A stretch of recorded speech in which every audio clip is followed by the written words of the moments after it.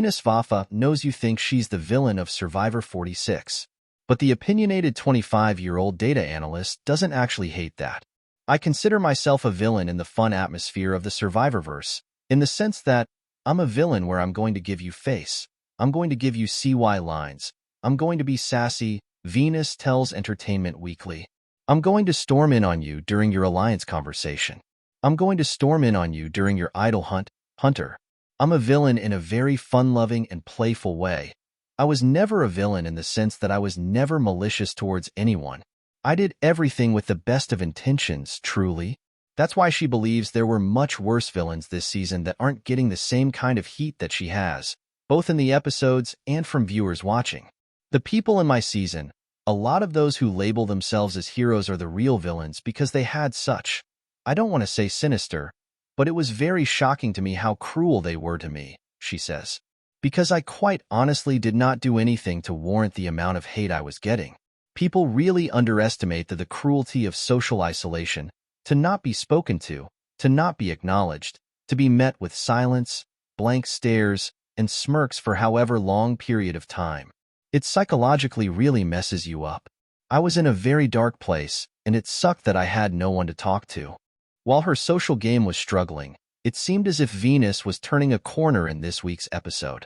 She came close to winning the immunity challenge but lost to Maria Schreim Gonzalez, and found a hidden idol but hinted to Charlie Davis that she had it. Ultimately, Charlie flipped the votes from Q Burdett to her, and she became the third person in a row to leave with an idol in her pocket. Below, Venus breaks down the exact moment where her game went wrong, why Ponderosa was more traumatizing than the actual game, and so much more. You had the idol? You came so close to winning the challenge. What happened? Venus Vafa. Oh my God, that's the question of the hour.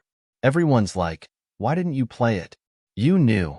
And I did know. It wasn't really a blind side, but I'm very much a gambling kind of girl. I like to take big risks, and I knew it was a risk. But it was one that I thought would be the determining factor of my endgame. Realistically, if I wasn't able to win Charlie over, then that speaks to more about my game and the struggles I would have had later on. The reason I didn't play the idol was because if I'm able to convince Charlie, great, that speaks to my social game. At least I have more to discuss rather than, she played an idol in the end. I wanted to be able to rely on other people as well and social connections, and the fact that I wasn't able to convince Charlie, that was something that I was like happy going home on. I was at peace with the fact that I wasn't successful in wooing him over, and it's fine. You live and you learn. Hindsight is 20/20ths, and everyone is beating me up for that conversation I had with him, which I really shouldn't have. What are they going to do without me? Now it's going to be so boring. When you found that idol, you said you weren't going to tell anyone about it. Why did you then give a very obvious hint to Charlie that you had something up your sleeve? Laughs, I'm so cheeky. Honestly, it wasn't the correct move. I can see that now, watching back, but in the moment my mentality was, and I guess my story throughout the season, as you guys can see, is me struggling and fighting to make a connection with my fellow tribe mates. Going on to the show, my strategy was to play a game of loyalty and to find a few people that I could really trust and connect with and be their ride or die. And I was struggling to find that from the very beginning. With Charlie, we had had enough discussions up into that point where I thought maybe, just maybe, there's something there. There's like a base level of trust, and he's someone that I can actually work with to the end. So for me, it was a story of trust. I remember saying to him, this is a huge risk, but sometimes you just need to trust a little bit, and I'm willing to do that. And that's my bad, but that's just the type of person I am. I like to lead with loyalty rather than, as people think, sneaky behavior. Do you think if you had just flat out said, Charlie, I have an idol, we can use it together after this vote, that would have changed things? Oh no, no. I think I should have kept my mouth shut and said nothing. And I know that now. I think that's the common theme of the season, is I should have just kept my mouth shut. But we live and we learn.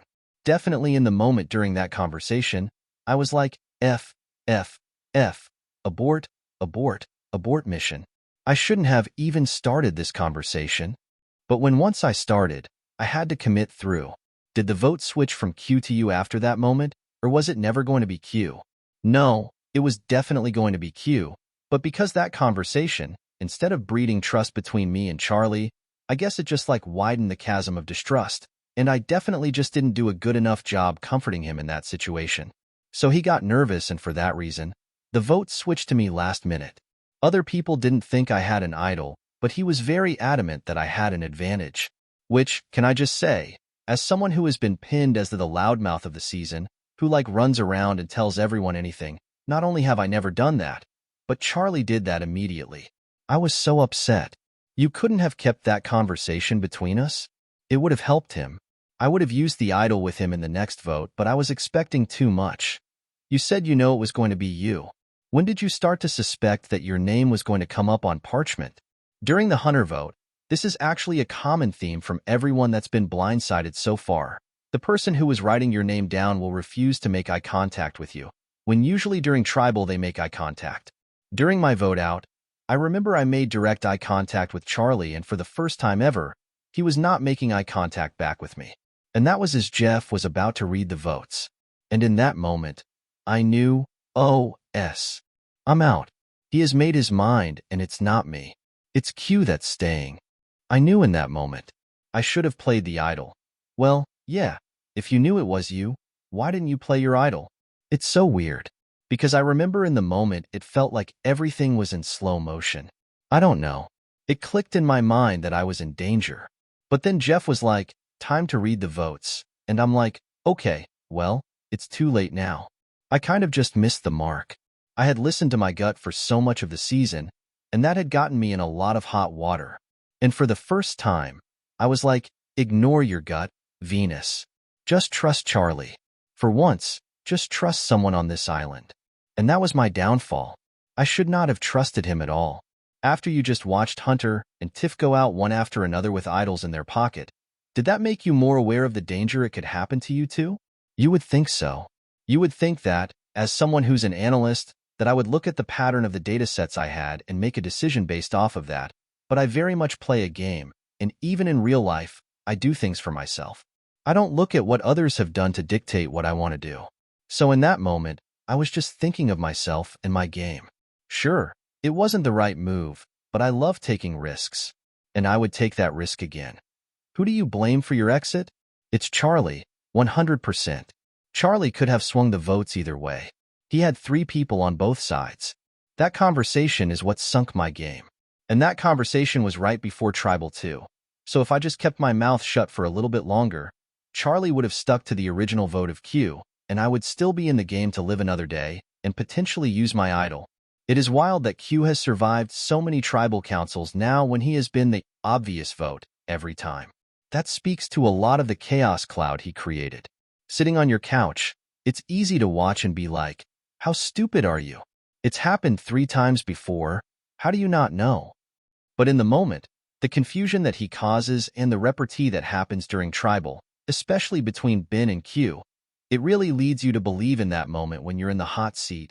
Maybe I'm safe because people disliked him so much, or at least they presented it that way.